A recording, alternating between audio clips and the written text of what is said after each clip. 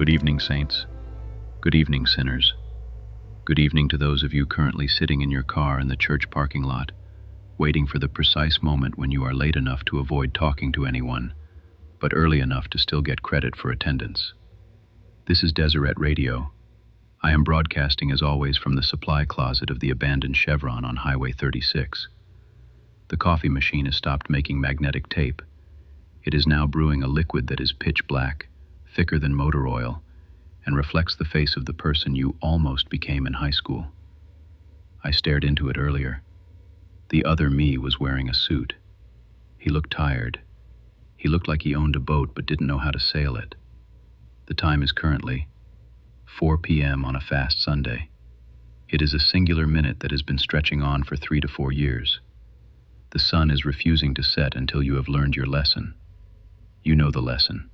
We all do. Tonight's broadcast is brought to you by the wait. Not the wait for the bus. Not the wait for the paycheck. The wait. The silence between the knock on the door and the footsteps approaching. The pause after the prayer when you aren't sure if you should open your eyes. The wait is mandatory. The wait is holy. Tonight is the night, listeners. It is the night of the Deseret Unsanctioned Pinewood Derby. This is not the Cub Scout Derby. This is not the event where fathers live vicariously through blocks of pine and illegal graphite usage. This is the event held by the high priests in the basement of the unmapped chapel on 4th Street, the one that only appears on maps printed before 1970. The air down there smells of sawdust, Old Spice, and dangerous geometry. The track is not the standard plastic yellow track. It is made of aluminum siding torn from a house that was foreclosed on in 1986. It has jagged edges. It screams when metal touches it. The rules are simple. 1. There are no weight limits. 2. There are no aerodynamics rules. 3. If a car leaves the track, do not chase it. It belongs to the floorboards now. The competition this year is fierce. Brother Miller, you know Brother Miller, the one who brings a briefcase to ward potlucks, has entered a car painted with Vantablack. It is so dark it absorbs the gym lights. It looks like a hole in reality moving at 40 miles per hour. He claims he lubricated the axles with the tears of a nursery leader. On the other side, Sister Patterson has entered. A potato. Just a russet potato with 4 wheels jammed into it. She didn't even carve it. She says it represents the spirit of the law. It is currently winning. The potato is undefeated. It doesn't roll fast. The other cars just seem to break down in its presence out of sheer respect for its starch content. We will keep you updated on the race as it progresses. But first, a developing situation in the foyer. Listeners, the Utah border influence has breached the building. We knew it was coming. We saw the chrome buildings. We saw the sports bros. But we didn't think they would come for the ordinances. Overnight, a machine appeared in the foyer, right next to the portrait of the prophet that follows you with its eyes. It is the Smart-Sacrament Kiosk. It looks like an airport check-in counter, but it is carved from white marble and features 3 iPad screens. It hums with the sound of a sterile, air-conditioned breeze. The text on the screen reads, "Contactless covenants, efficient, scalable, nice." It promises to eliminate the friction. No more deacons with sweaty hands dropping the tray. No more awkward pauses while the organist finds the right key. No more wondering if you took the piece of bread that 6 other people touched. You simply scan your face. The machine then assigns you a worthiness score, which is displayed on a leaderboard above the drinking fountain. The score is calculated based on an algorithm that tracks your tithing status, your resting heart rate, and how many times you checked Instagram during the opening prayer. Our intern, Brother Chase, is circling the machine. He looks mesmerized. "It's so clean, boss," he whispered to me through the closet door. "It says my spiritual credit is 720. That's terrestrial plus. If I get it to 800, I unlock the premium blessings tier." Chase, get away from the machine. That is not a blessing. That is a credit check for your soul. Let's go to the community calendar. Monday. The Relief Society is opening the Rage Room in the Cultural Hall. Admission is 1 casserole dish that you never got back. You know the one. The Pyrex with your name on the bottom in masking tape. Bring it. Smash it. The soundtrack will be Put Your Shoulder to the Wheel, played at 200 beats per minute. Scream into the void, sisters. The void is listening, and it validates your feelings. Wednesday, mutual activity night.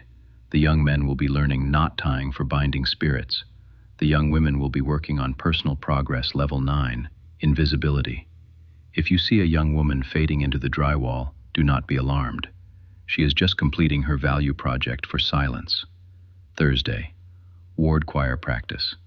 The choir director, Sister Halloway, warns that the anthem this week contains a high C that, if hit correctly, will shatter the windows of the bishop's office. She asks that if you cannot hit the note, please simply open your mouth and mouth the word watermelon aggressively.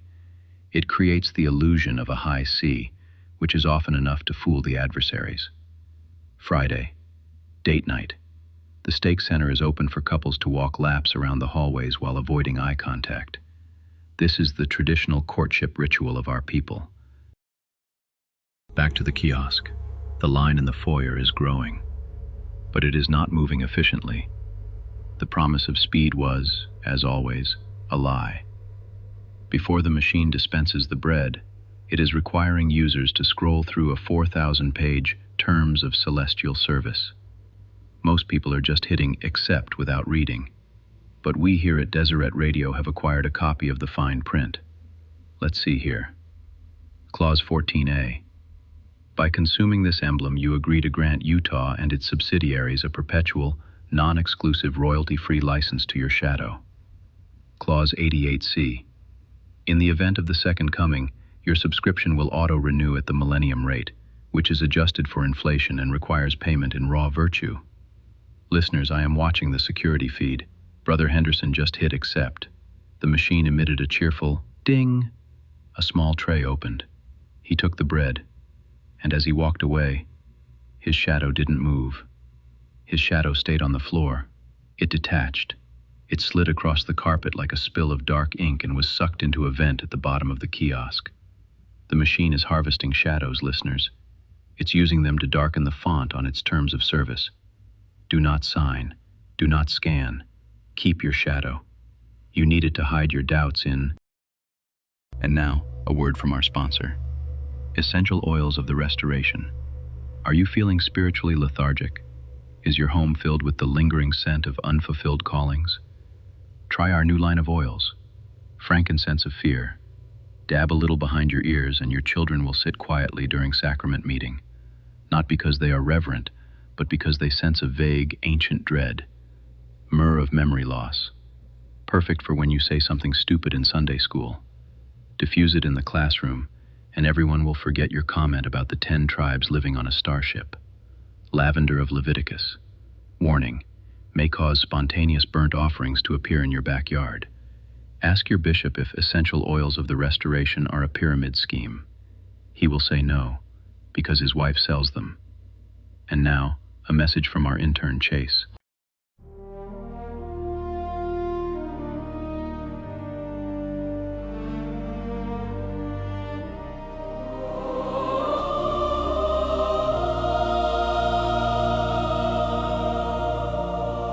The Spirit of God, like a fire, is burning. The latter-day glory begins to come forth.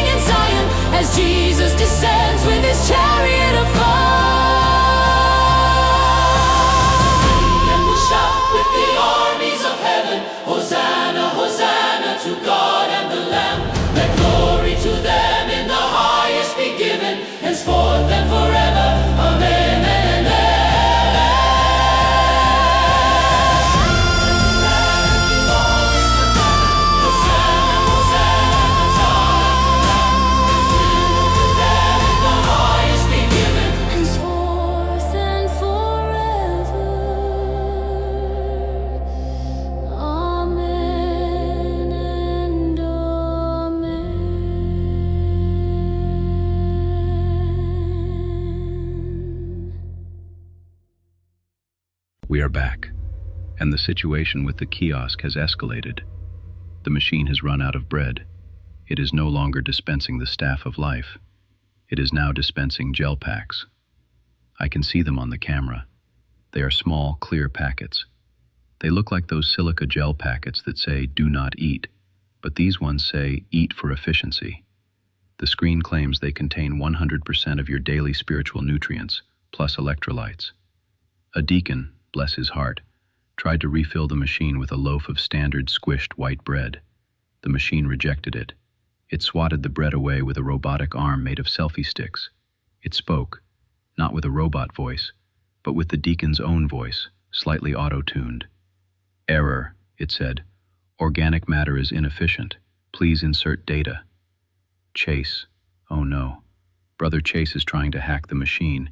He's plugging a cable into the side. He wants a premium gel pack. He's muttering about optimizing his intake. The machine has grabbed his wrist. A white plastic cuff has snapped around his arm. It is asking for two-factor authentication. "Please state a secret you have never told your mother," the machine demands. Chase is sweating. He's trembling. Chase stammers. "I once threw away a heavy casserole dish instead of washing it." The machine glows red. "Insufficient trauma," it says. "Try again." "Chase, don't tell it about the time you accidentally blessed the refreshments in a foreign language you don't speak. It's not worth it." Meanwhile, in the basement, the Derby has reached its conclusion. It came down to the finals. Brother Miller's Vantablack Void car versus Sister Patterson's Potato. The Potato sat calmly at the starting line, radiating humility. The Void car revved its engine. It doesn't have an engine. It just has a captured scream trapped in the wood block. The gate dropped. The Potato rolled forward at a sensible, covenant-keeping pace. But the Vantablack car, listeners, it didn't just go down the track. It accelerated. It hit 50 miles per hour, 100 miles per hour, inside a church basement. It broke the sound barrier at the dip in the track. The windows of the chapel blew out. The high priest's toupees were ripped from their heads. The speed of the car tore a hole in the veil of forgetfulness. For a brief second, through the tear in reality, everyone saw the pre-existence. Brother Miller reports it looked like a waiting room at the DMV, but everyone was wearing white and holding a ticket with a number that was just the infinity symbol. But the car didn't stop. It flew off the end of the track. It punched a hole through the basement wall. It shot up the wheelchair ramp. It is currently airborne. It is streaking across the parking lot. It is heading straight for the foyer, straight for the kiosk. Chase, duck. Listeners, are you there? The dust is settling. The foyer is covered in gel. The Vantablack car, a vehicle of pure, chaotic, void-based physics, has impacted the Smart-Sacrament Kiosk, a machine of pure, sterile, Utah-based logic, at Mach 1. The kiosk is destroyed. It has been unformatted. It is leaking gel onto the carpet, where it is dissolving the fibers into raw potential. The Vantablack car is untouched. It is spinning slowly in the wreckage. The machine lets out one final, dying sound. It plays the Windows XP shutdown noise on a pipe organ. Chase is okay. He is covered in gel. He looks traumatized, but the plastic cuff is broken. He is looking at his phone. "My credit score dropped," he whispers. "I'm back to Telestial." "Good, Chase. It's Utah's Telestial, not God's. You're going to be okay." Let's go to traffic and weather. The I-15 is currently blocked by the ghosts of the shadows that the machine harvested before it died. They are hitchhiking near Point of the Mountain. They look like 2D cutouts of your neighbors. Do not pick them up. If you let them in your car, they will change your radio station to a podcast about cryptocurrency and explain why niceness is a currency. Just drive through them. They are soft. They feel like static electricity. Tonight will be 68 degrees and regretful. A low-pressure system of guilt is moving in from the East Bench. Expect scattered showers of, "I should have called my grandmother." The humidity will be high, mostly caused by the collective dampness of everyone realizing they forgot to fast today. Listeners, a final note from the road tonight. Out on the frontage road, near the turnoff to Canaraville, population then, population now, population always, there is a car on the side of the road. It is old. It is steaming. The precise laws of automotive physics have failed it, twice, in exactly the same spot. Inside there is a young family, a trusting wife, 2 innocent children. They are waiting, and walking away from the car, heading toward the town for water, is a young father. You might see him if you drive past that spot tonight. He looks tired. His shoulders are slumping a little. He has 34 miles behind him and 2,600 miles to go. He is carrying the weight of a future he cannot see yet. He is terrified. He is walking that 3-mile stretch over and over again, not because he is trapped, but because the memory is strong enough to leave a groove in the asphalt. He is walking through his own fear. Of course, we live in his future. We know what becomes of him. If you see him walking in the heat, do not offer him a ride. He has to walk it. He has to learn that the radiator will break, but the family will not. But if you do see him, if you see that young fellow with his hands hanging down, roll down your window, call out to him, tell him, "Don't give up, boy. Don't you quit. You keep walking. There is help and happiness ahead, a lot of it. It will be all right in the end." And if you can, it's okay to stop to give him a hug and tell him thank you for the walking, for the waiting, for believing in good things to come, and for all he taught us. The foyer is quiet now. Brother Miller has retrieved his Vantablack car. He is currently being scolded by the bishop for piercing the veil without a permit. Sister Patterson's potato crossed the finish line 3 minutes ago. It won, not because it was fast, but because it endured. The kiosk has been swept into the corner. The debris looks like broken iPads and crushed dreams. We cannot automate the sacred, listeners. You cannot optimize a broken heart. You cannot streamline a testimony. The friction is the point. The crumbs on the tray are the point. The awkward handshake is the point. The chrome man tried to give us efficiency. We gave him a potato and a car made of void. Deseret wins. For now. Stay messy, Deseret. Stay inefficient. Stay awkward. Good night, saints. Good night, sinners. Good night.